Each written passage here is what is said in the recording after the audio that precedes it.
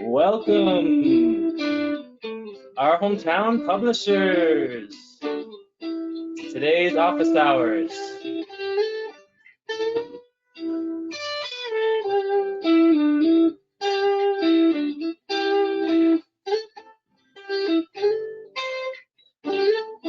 Whoop. For everyone joining us on Labor Day today, thank you so much for taking some time out. I wanted to kick it off with a little jam. I was just relaxing, playing some music beforehand. So kind of an idea I'm toying with of organizing a virtual concert with some journalists and publishers that we work with. If you're interested in that, let me know. It's just an idea right now, but let's kick this off. So let's see who we got. I think we got Vera, but I might be getting a little bit of feedback there, Vera. Sounded, well, that might be my guitar.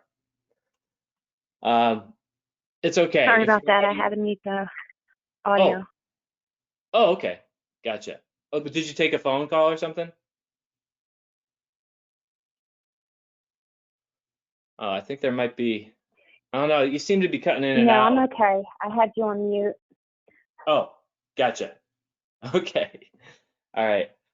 So welcome everyone to today's office hours, our hometown. We're going to be doing an overview of a couple things today.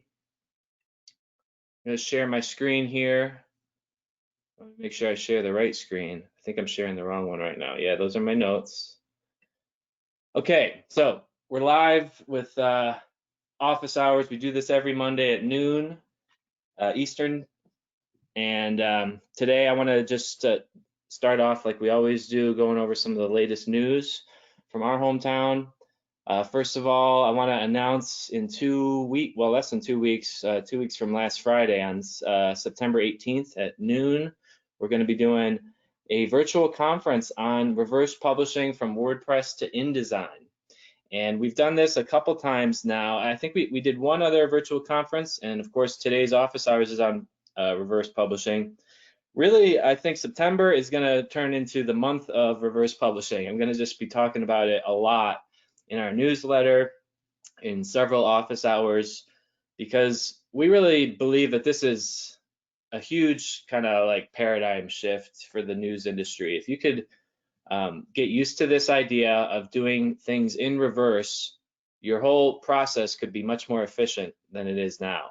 You know, because if you think about it, what we're doing today is we're, you know, kind of putting a, what do you call it, a round ball into a square hole or something. You know, we've taken this process that worked for print and then just kind of thrown it up online.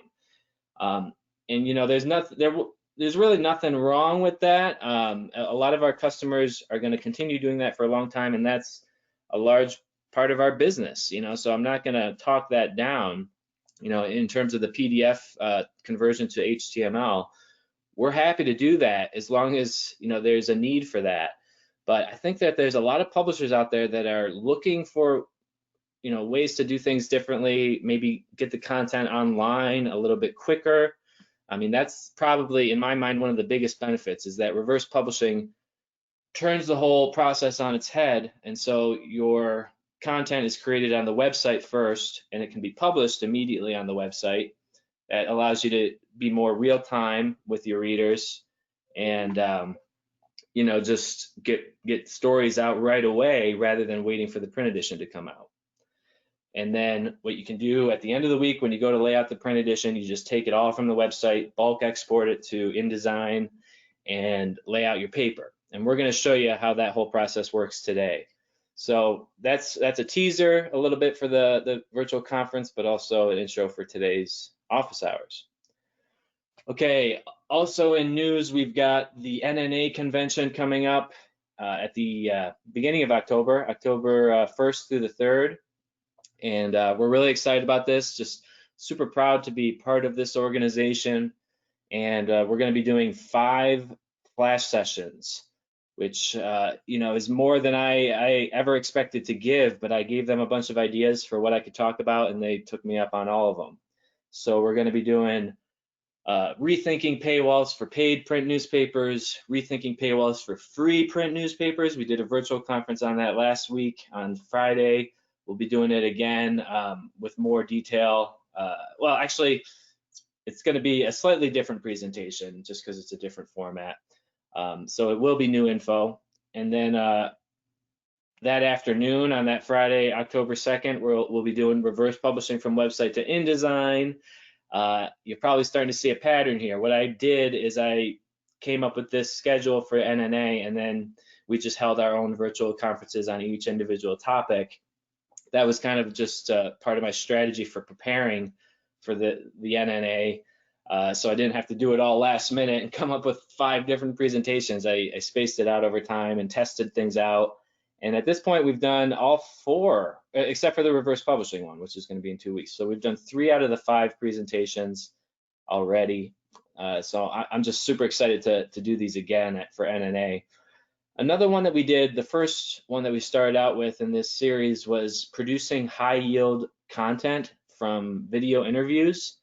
And that's just a really cool topic to me. It's this idea that we could be using Zoom or GoToMeeting, GoToWebinar to be producing more live content and then turn that video into multiple different forms of media. You can export it as an audio file and upload that as a podcast. You could take the video, upload it to YouTube, and then from YouTube, they have a function to export the transcript. So then you could get the text file. So that's 2 pieces of content from one. When you record these videos, every single webinar that we do is recorded. So then we're getting the live experience. That's a piece of content for your subscribers or your readers.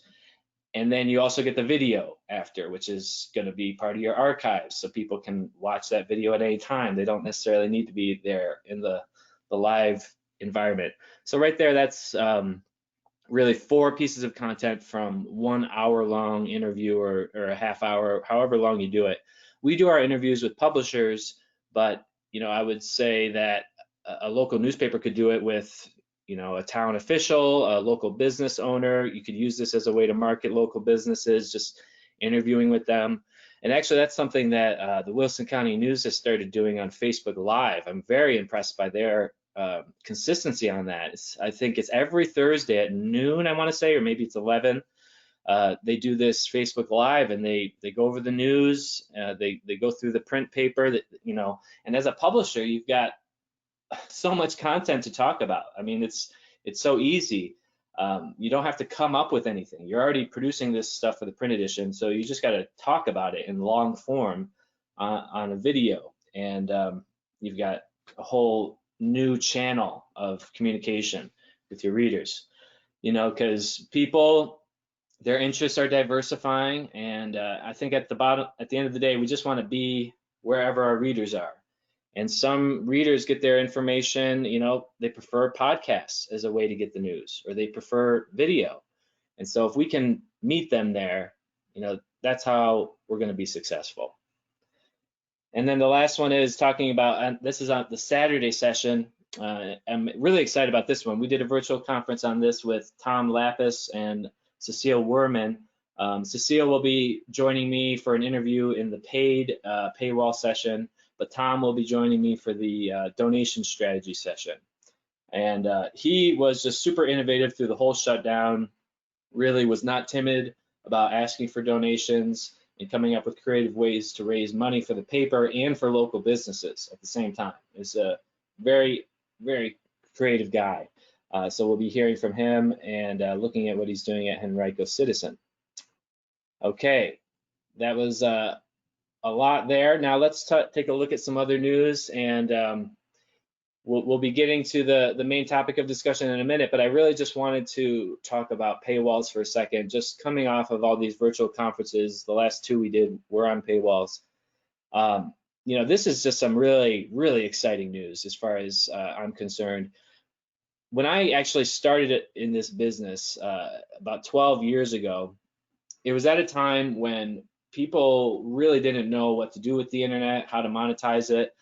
And a lot of people were really scared to launch a paywall. They thought that their readers would reject it and just, totally shun them online, and their traffic would plummet, and then they wouldn't be able to make money on advertising. It was all a fear-driven decision-making process.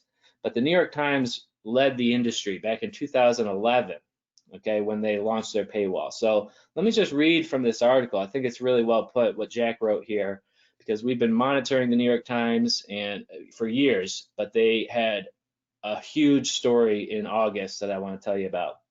So let's go through this. Our hometown has been closely monitoring the success of the New York Times and their ongoing shift to a digital-first platform. The effort began in earnest in 2011 with the launch of a digital paywall and has since expanded to the point where, for the first time ever, here's the headline, total digital revenue exceeded total print revenue in the second quarter of 2020. Okay, now of course, second quarter was really the peak of the shutdown. People weren't picking up papers, so I think we'll see if this lasts. If digital continues to exceed print, I could see print coming back as things begin to open up. One of the big things that they cited in this article was that there was a huge drop in single issue sales, but the print delivery was still there because people didn't necessarily cancel their print subscription because of COVID, but they were definitely picking up less copies because they just weren't out. It's just so amazing how this whole thing has just accelerated everything. And so what I see here is that this is indicative of the future. This is where things are going, where digital is going to eventually exceed print in revenue. And once it exceeds in revenue, I don't know the exact numbers, but you got to assume that the profit margin is going to exceed, be much better than print. I mean, think about what are the costs to produce a website. You've got to pay, the developers, the engineers, people to put up the content, but you're not printing, in this case, hundreds of thousands, millions of papers a month, so that cost just goes away. And so, this article goes into it in great detail, really well said here by Mark Thompson, the CEO. He says he has called the company's shift from print revenue to digital a key milestone in the transformation of the New York Times. Okay, so as it's said in our blog post, this is really about finding success in a digital first landscape where we're digital publishing on the web first. That's our core product, and the print is not secondary, but it's no longer the core product. The website is. And this goes back, actually, this ties in very well with today's topic, because with reverse publishing, if you're using the website to create the articles, imagine this, before the whole shutdown and a bunch of papers had to stop printing, if they had been writing their articles on the website, then they could have just stopped printing for a few weeks or a month or however long it was, and it would have had no impact on the web. But because they're so print centric, we had papers that were still laying out their PDF edition as if they were going to print it, but then they just didn't send it to the printer because they had to cut down on those costs because the advertisers went away. Also, there was all this, people weren't touching papers. People weren't picking them up. So if they had been in a position where they were writing the stories on the website first, then they could have adjusted their model better. I mean, they made the best decision they could in the situation that they were in. Nobody saw this coming, this dramatic change in the whole newspaper business. But I mean, it's been a long-term trend. It's been coming for a long time, as long as I've been in this business, for sure. So let's take a look. We got a couple interesting videos here that I want to share. Let's see. Let's take a look at this one here. I kind of like, let's see if you can hear this. Digital revenue exceeds print for the first time for New York Times Company. The pandemic squeezed advertising for the web as well as print, but subscription growth was the best ever for a quarter. This is a trend that we've seen coming for a long time, but it has finally come to pass at the New York Times. Let's read on and look at some of the numbers here. As much of the staff worked remotely, the Times brought in $185.5 million in revenue on the digital side. That includes subscriptions and ads during Q2 2020. The company announced this on Wednesday. The number for print revenue was $175.4 million. In terms of the number of subscriptions, the company added 669,000 net new digital subscribers, making the second quarter its biggest ever for subscription growth. And as we saw in our report last week, Q1 was also a record. So that's 2 quarters in a row that they're setting records for digital subscription growth. The Times has 6.5 million total subscriptions, a figure that includes 5.7 million digital-only subscriptions, putting it on course to achieve its stated goal of 10 million subscriptions by 2025. In a statement, Mark Thompson, the chief executive, called the company's shift from print revenue to digital a key milestone in the transformation of the New York Times. That is true for every newspaper in the country. Attracting subscribers willing to pay for online content is a high wire act that practically every company in the news business is trying to pull off. We are seeing this, of course, with all of our local newspaper customers. The Times started charging for digital content in 2011, when at that time asking for news consumers to pay for what they read on their screens was risky, and a lot of people were hesitant to even ask. But as Mr. Thompson goes on to say, we've proven that it's possible to create a virtuous cycle in which wholehearted investment in high-quality journalism drives deep audience engagement, which in turn drives revenue growth and further investment capacity. Really, really well stated, Mr. Thompson. And this is what we believe is the way forward for all newspapers. We've been saying this for decades, that digital subscriptions and reader revenue needs to be a core component of any newspaper digital business model. And so this is what we're talking a lot about. We had a virtual conference on this last week on subject of rethinking paywalls, in the light of the pandemic and the shutdown and all the impact that it has had on advertising across the board, not just for the New York Times. Every newspaper in the country is experiencing that kind of a shift in the revenue. And so you can come to our website, our-hometown.com, and watch a full replay of last week's virtual conference. We basically cover all the different paywall models that we're seeing at our customers' sites and go through some of the strategies that we've seen for them launching paywalls and growing the subscriber base. So go ahead and check that video out. It's completely free on our website. And today, what I really wanted to announce is our next conference, which is Rethinking Paywalls Part 2, where we're going to be talking about some of the really innovative models we're seeing at free print newspapers. So the main message here is that even if your print edition is free, you do not necessarily need to give away your content online. We are seeing more free print newspapers launching paywalls every day. And really, a lot of that comes from this point here, where I say in the description of this conference, have you ever had a print subscriber call to cancel their free print subscription because they get all the news online for free anyway? This is becoming a common trend for publishers as their print audience continues to migrate online at the expense of the print newspapers' advertising reach and revenue. So we're going to talk about how some publishers are capturing reader revenue. They're creating metered paywalls in most cases. This is going to be a slightly different conference than last week's because obviously it is different setting up a paywall for a pre-print newspaper than a paid. You do want to look at it differently, but you definitely want to be looking at it and at least considering some type of a paywall or registration wall. And so you can register for this conference. We're going to be doing it September 4th at noon Eastern. That's a Friday. Please go ahead, go to ourhometown.com/virtual-conferences to register. Just put in your name and email, and we'll send you a follow-up and a reminder when the conference is going to happen.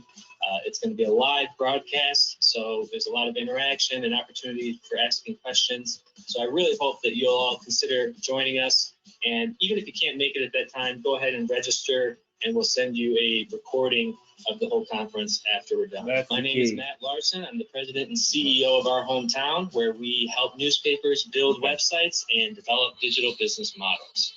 Hope to see you at the conference. Yeah, so as I said, that conference has already happened, but you can still get the full recording. As I mentioned, just by going to our website, it's all there. Let's see, I didn't actually mention it yet. But that's because, we're going to be putting out the blog post for that tomorrow in the newsletter. So that's why. So that'll be part of that.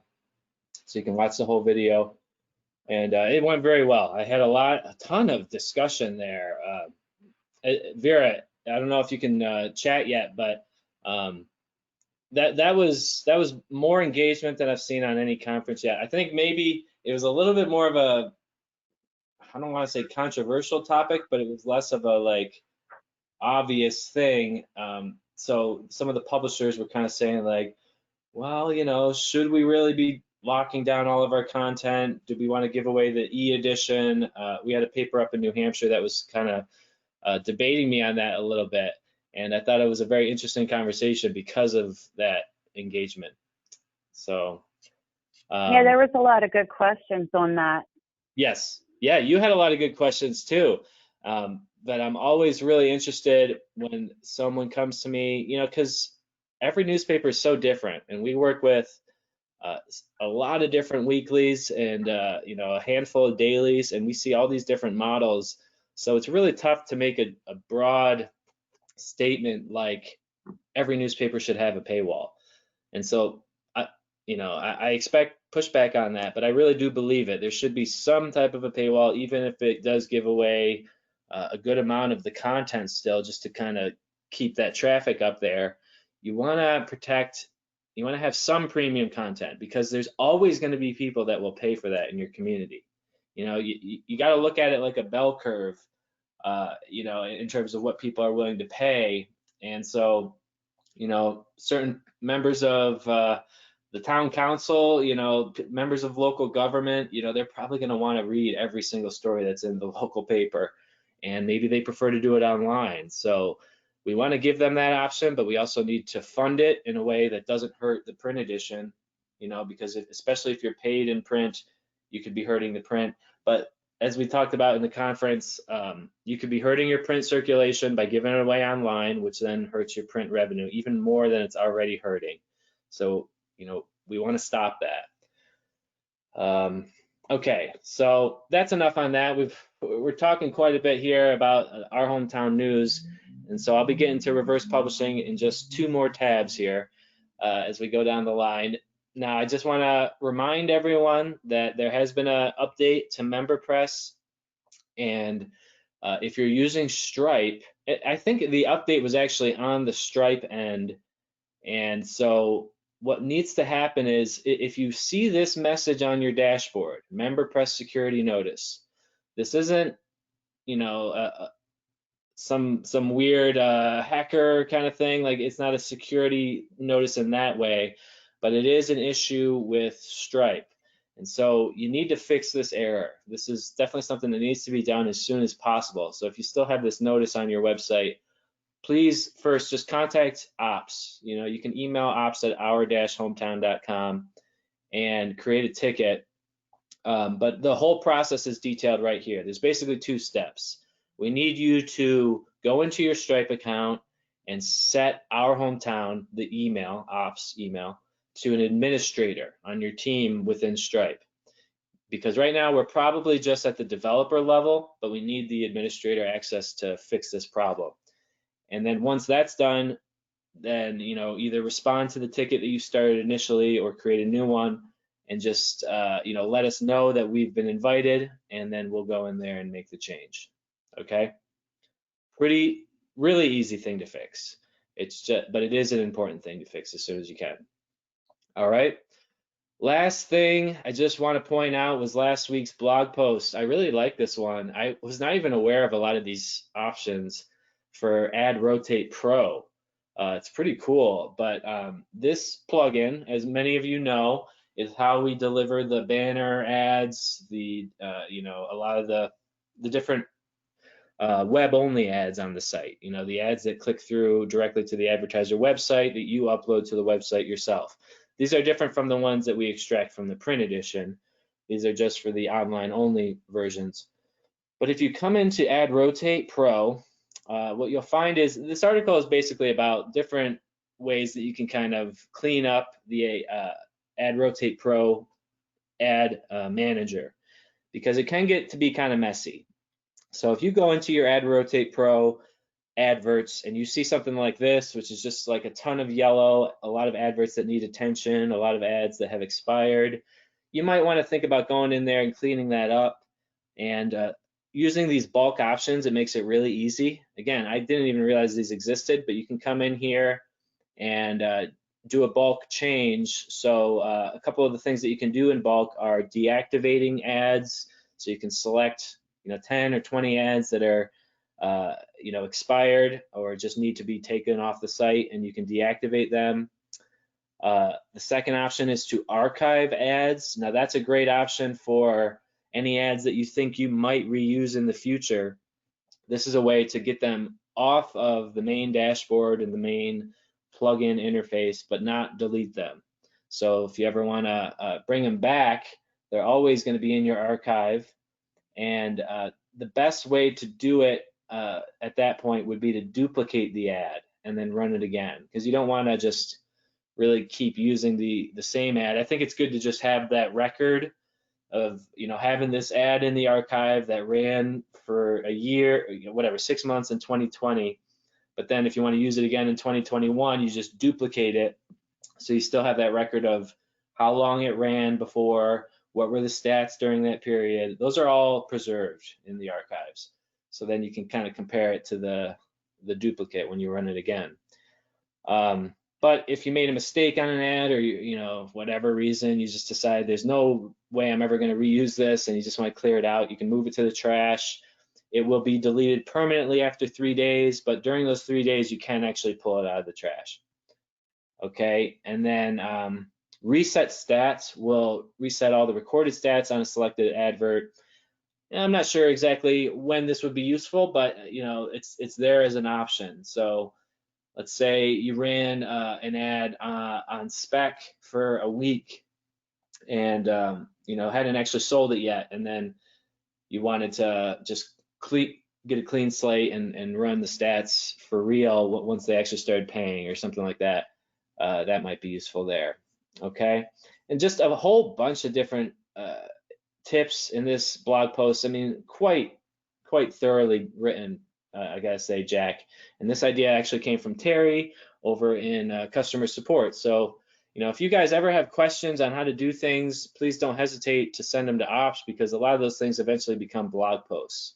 These are things that we saw people asking over and over again. So actually, Vera, I don't know if you got a chance to check out this article yet. Did you happen to read this? I don't know if No, I haven't read it yet. Okay, I should put you on the newsletter list so you can get these things, because this is great training stuff. So I just sent it to you in Slack. You might want to take a look at it. It might be helpful in responding to tickets. But this is I'll a take a very look at it.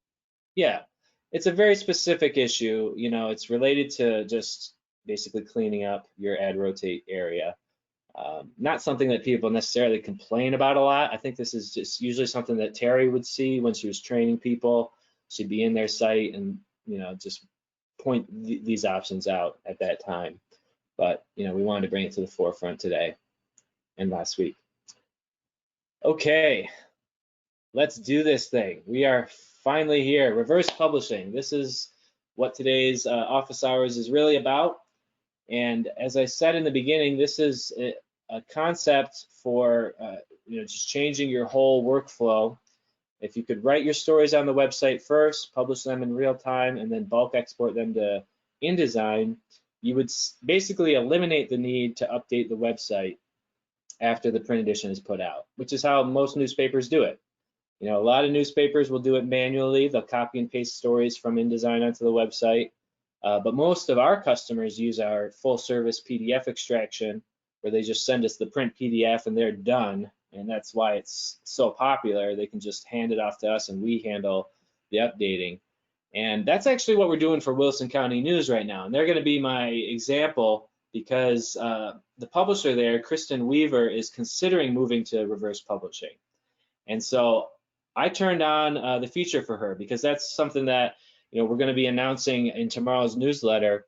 We're going to make this feature of reverse publishing available to all of our full service customers for no extra charge. As long as you're using our PDF extraction service, you will have access to the reverse publishing tool. The reason we're doing that is because you're really never going to use both of them at the same time. It doesn't make sense to have us extract the stories from the PDF if you've already written them on the site, right?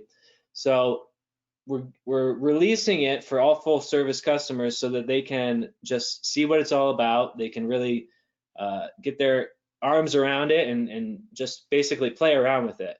And then if you decide that it is a tool that you want to use, and you want your whole team to be using, then we can talk about migrating away from full service PDF extraction to reverse publishing. And that'll be on your own schedule. There's no pressure here, but we just want to make this available so that people can really see how cool it is. Because I think once you see how it works, and today I'm just going to paint the broad strokes.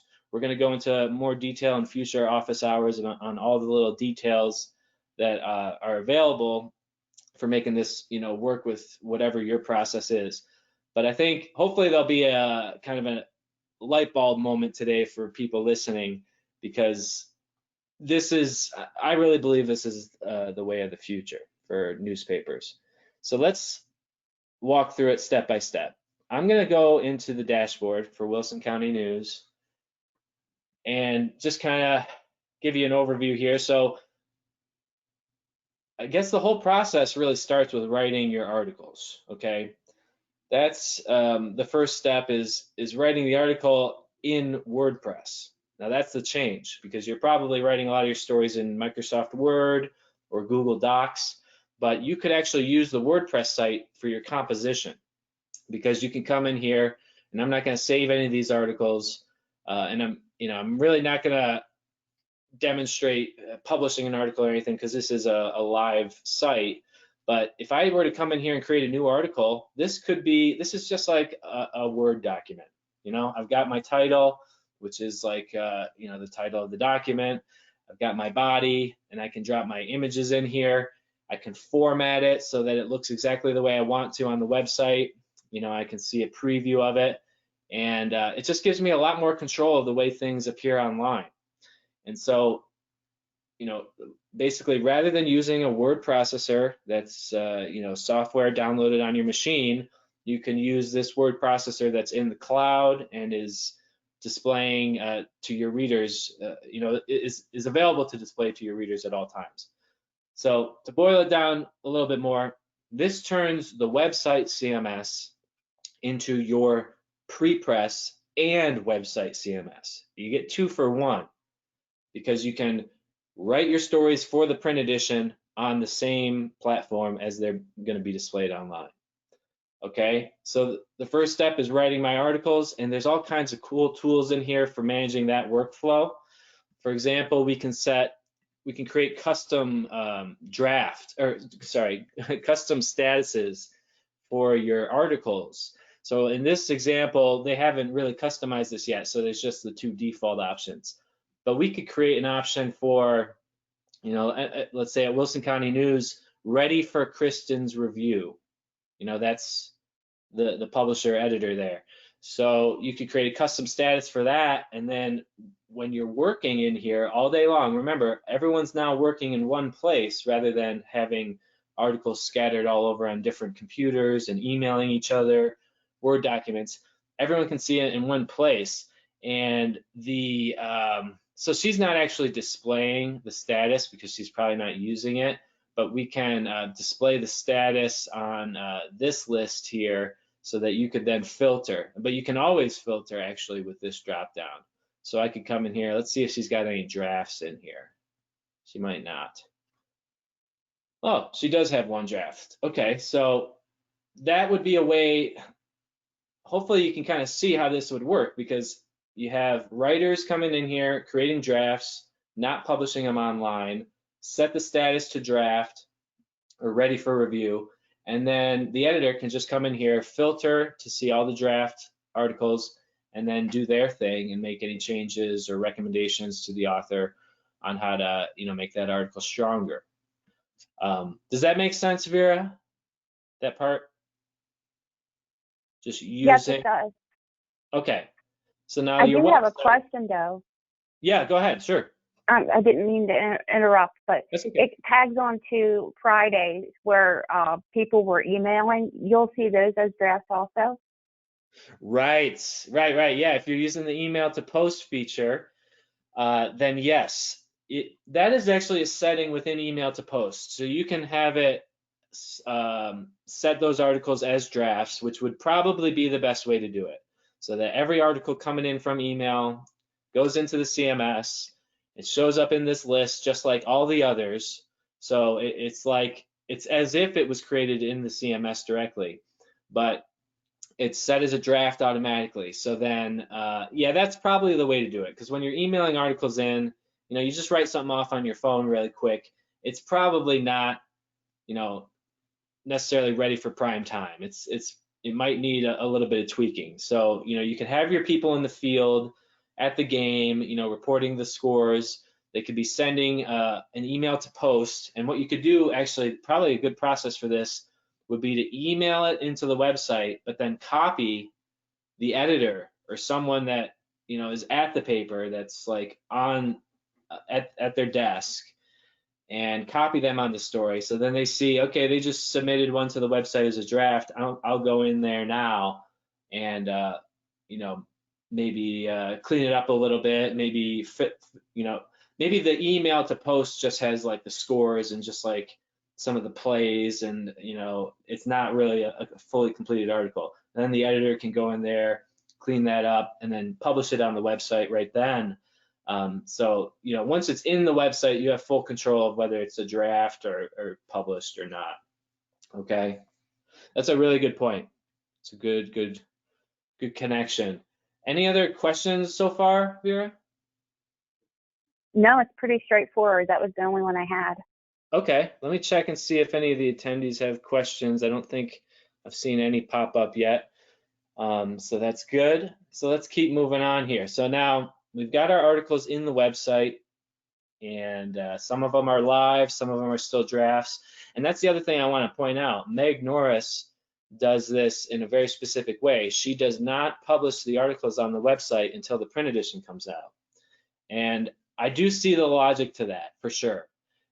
If it's for her, I think it's about protecting the print edition, which there's nothing wrong with that at all. But you could be publishing stories in real time if they're like a breaking news story that you just need to get out right away. Maybe, I'm sure she breaks that rule sometimes, but for the most part, she has these waiting in here all week long until, I think, let's say, I forget exactly when she publishes, but I think it's on Thursday. Let's say she's laying out the paper on Wednesday.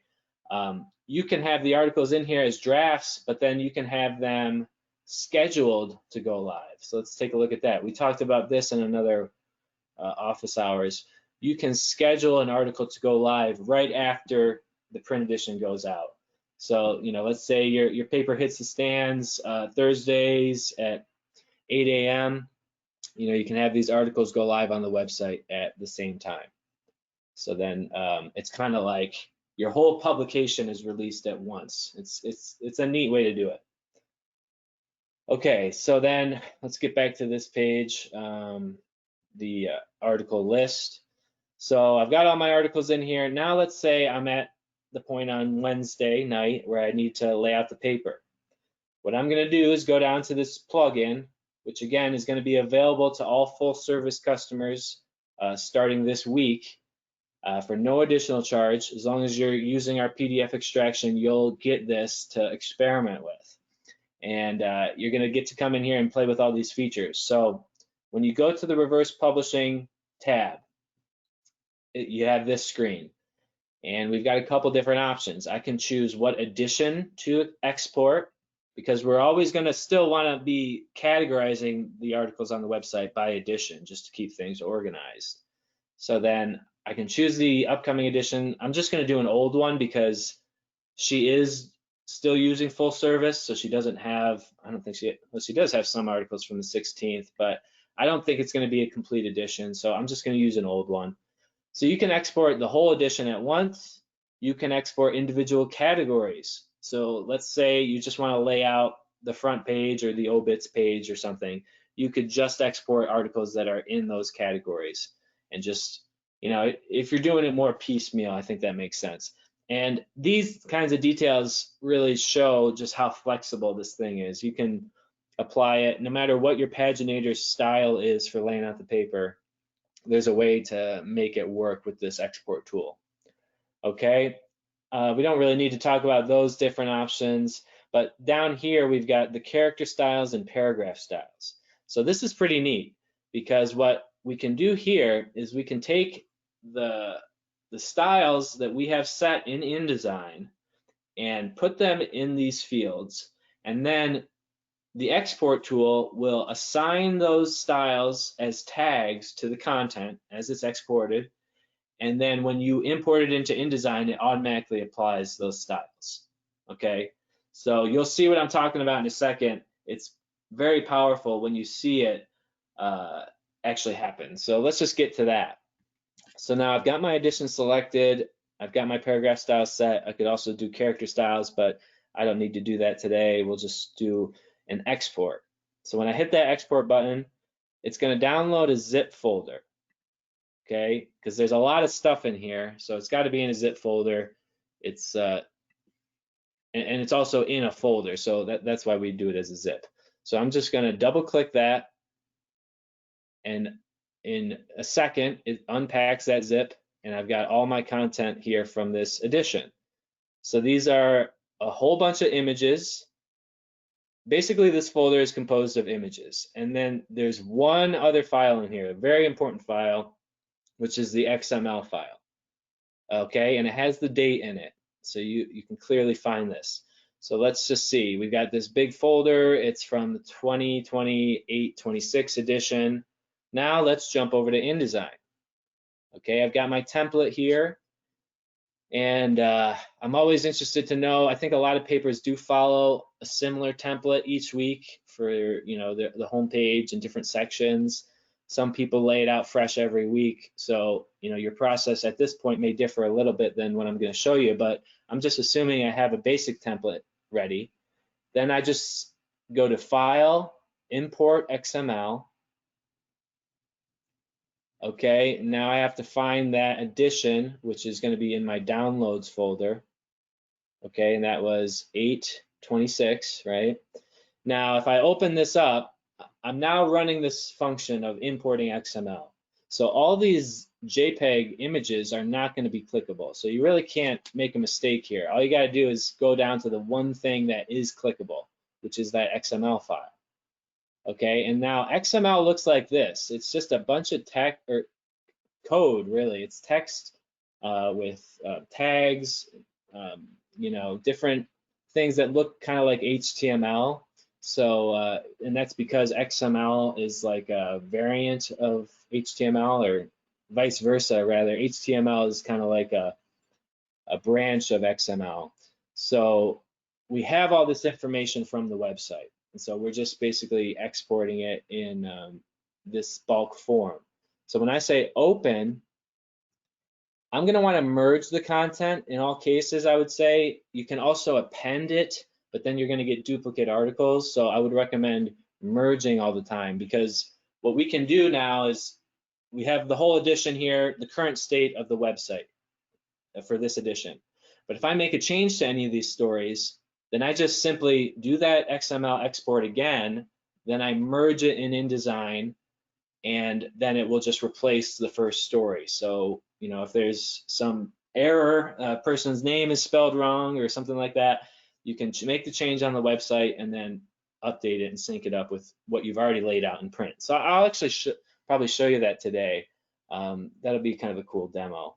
So let's see here. If we go to, and stop me at any time here if you have questions, but there was a cool article in here that had a bunch of things that I wanted to show. Oh wait, no, that was from a different edition, so that's okay. We'll just do this totally blind. I haven't actually tested this. Now, here's my template. I've got an area for the title, I've got my body, and then I've got a graphic. So let's see how this all works. First of all, I drag the title in, okay? And now I drag the body. Now, that's a pretty short story, but notice how they're different font sizes. And all I did was drag that in. That is the paragraph styles at work.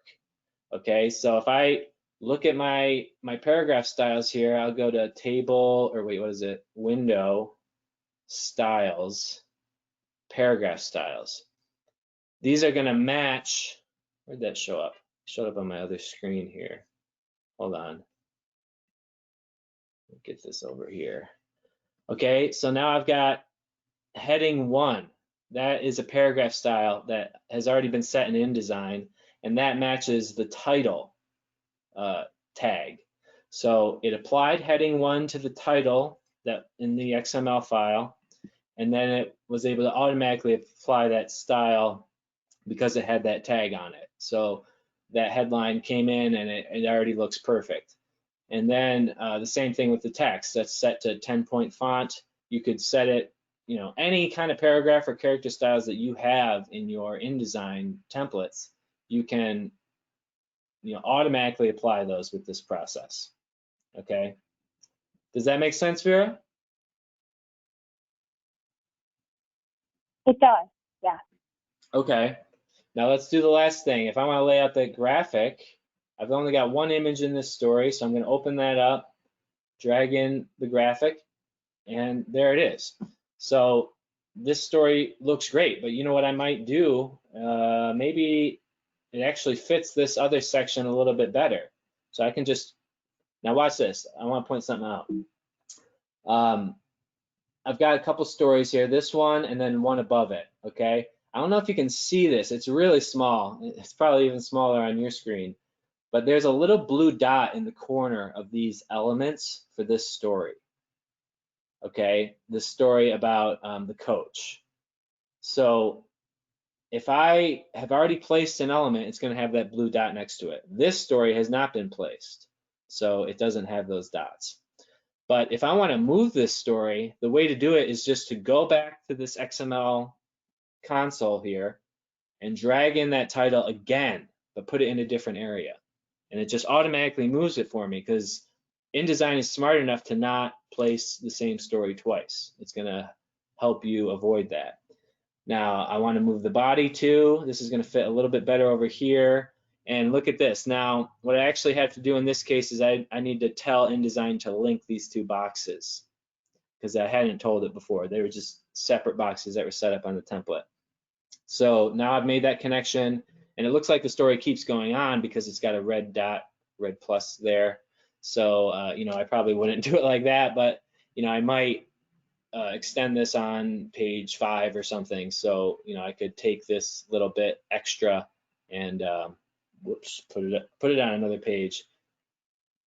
Okay, I'll just put it right there for now. We'll place it somewhere else later. And then lastly, the image, I got to replace that down here. So great, that looks better. It fits this section a little bit more. And then, you know, the template is just that. It's just a template. So what I could do at this point, because the image is a portrait, I could adjust things a little bit here to make it fit better. I could drag this over to make room.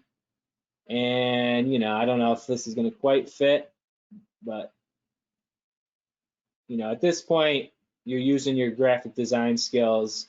I'm sure whoever does your paper is much better at this than I am. I'm definitely a novice at InDesign, but you know, you just kind of tweak your template so that it fits the actual content.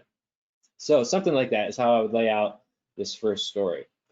And actually, it looks like the headline is a little big for this area. So let's see if I can just change the font on just this one headline. Okay, Coach Lester Jackson. Okay, something like that. So, these presets are just going to help you get close. And, and I think for a lot of these headlines, let's take a look at this one here. I want to get another one with an image. Not all these have images. Okay, this one does. If I drag that title in there, that one's still a little bit big for this area, but I can make adjustments, as we discussed. Let's see if I grab my pointer tool, make this a little bit larger. See, now the headline fits there a little bit better. But the other way you can do it is, again, just to change that font size. Sidewalk work continues, something like that. And then you also have bylines in here. So if there's a byline on the website, that'll come through. Body, okay, and so that one just laid out and it automatically extended it to the next column there. And look at this, I can actually export the caption of the image. So let's bring the image in first. Okay, now adjust this box a little bit.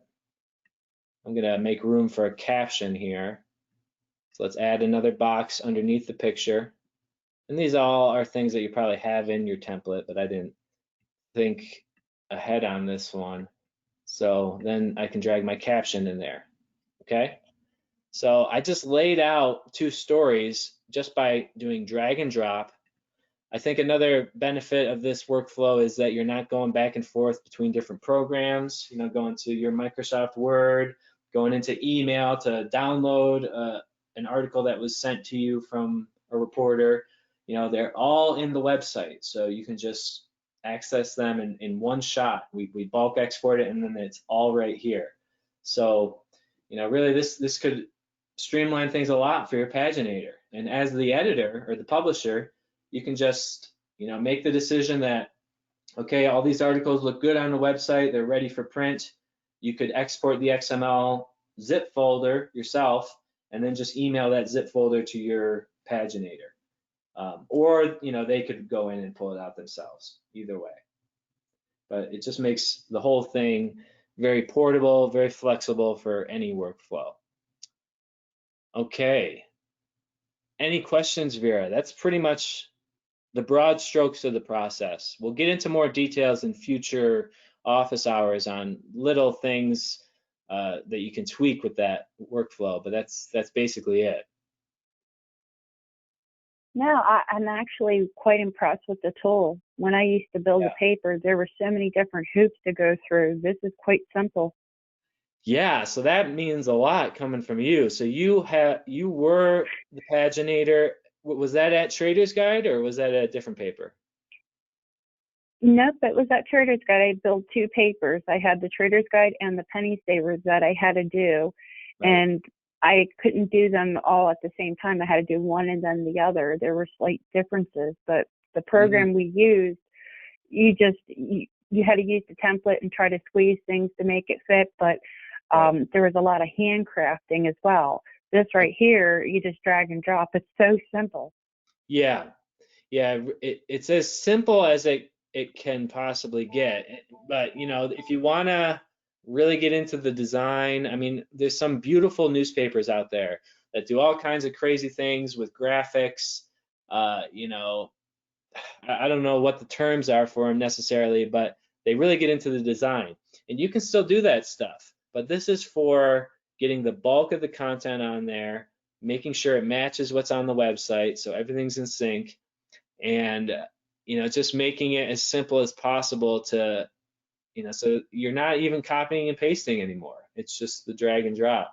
So there's very little room for error. So that means a lot coming from you. I appreciate that feedback. And I'm glad that you have seen this now a couple times. You saw it on the virtual conference. But definitely if you have any ideas on how to make this better, I'm all ears. And the same goes for anyone on the call, all of our customers.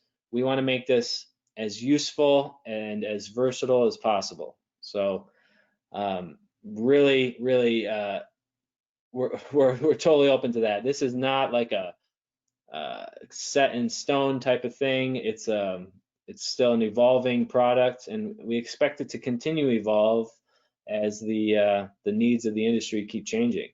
But that's basically it. Now, I said I was going to show you how to make a change, but I think I'm going to save that for a future conference. So that's actually probably a whole nother 15-minute demo of just showing you how you could make a change on the website and then merge that change with the print edition. So we're actually running out of time here, so that's actually a perfect little teaser for next week. I think I'll kick it off with that next week. And then I believe on the schedule, I'm also going to be talking about how we reverse publish classifieds. So that is very exciting to me because that's a real additional, incremental revenue opportunity that you could have on your newspaper.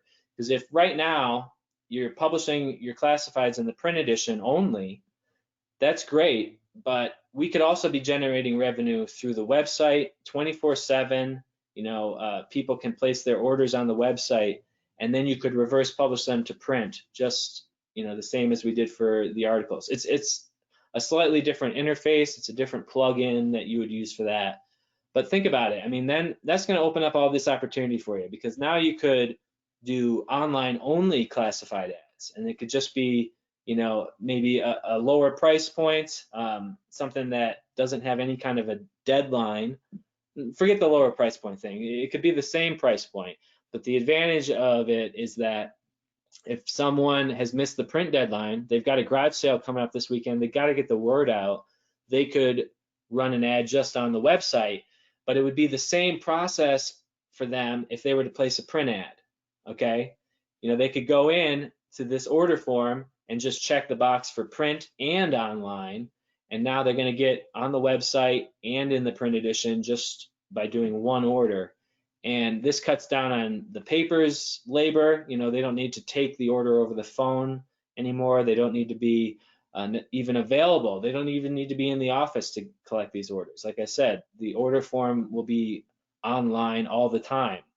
And a lot of people do these things in the middle of the night. They're not doing them when they're at work or working from home, because they're working. So, that's when the newspaper is waiting to take orders. So if we could open that up and just make it self-service, there could be additional revenue there for the online classified system. So we'll get into that in a much more detail next week, but I'm excited about it. It's a program that we developed very closely with a group out in California, the Acorn Group, because they had this vision for, I want, right now their classified section is just a bunch of text ads. It's just in print. But the publisher there is like, I want to get images in there. I want to get colored images. I want to be able to take those orders from the website.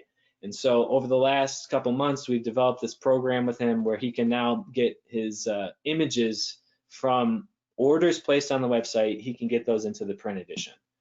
And I mean, if you think about it, what sells something better than an image? You got to see the thing.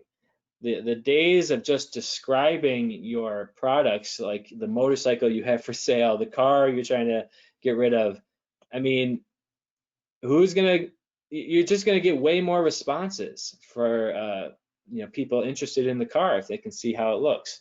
So to get images in your classified system, this will help you do that. So that's all kind of part of the whole reverse publishing feature. So we'll get into that next week. And perfect timing. Damn, we nailed it, Vera. Look at this. It's 1 o'clock, and I think I covered everything I wanted to today. Do you have any other questions for me right now, or anyone on the call? Type your questions in now, please. But Vera, anything you got? No, I'm good. I'm fascinated about the classifieds because that was the Trader's Guide bread and butter there. I'm eager to see how that works. Oh yeah. I'm looking forward to your feedback on that too. Yeah, for sure. Any ideas that you have for that? That one is even newer than this. This one we've had for a couple years, and it's in production. The classifieds reverse publishing is also in production with a handful of customers, but it's really just a few that have taken us up on it. So again, we're just trying to get these ideas out there and get some more use out of them. So I think we'll wrap it up for today. Thank you all so much for joining me. This whole recording will be available on our website. Should be tomorrow, and it'll also go out in the newsletter. So looking forward to your feedback on all this. And thank you very much, Vera, for taking the time on Labor Day to join me. I appreciate it very much. Oh, thank you for having me. I learned so much. I really am excited about it. Awesome. Yeah, I can tell. Yeah, me too. That's why I didn't want to skip it today. I thought about rescheduling, but I think it's better to just stick to a regular office hours. So cool. We'll talk to you later then. Thank you again. I appreciate it. Enjoy the rest of your day. If I don't talk to you. Thanks, Matt. All right. Yep. Bye. Bye, Vera. Thank you.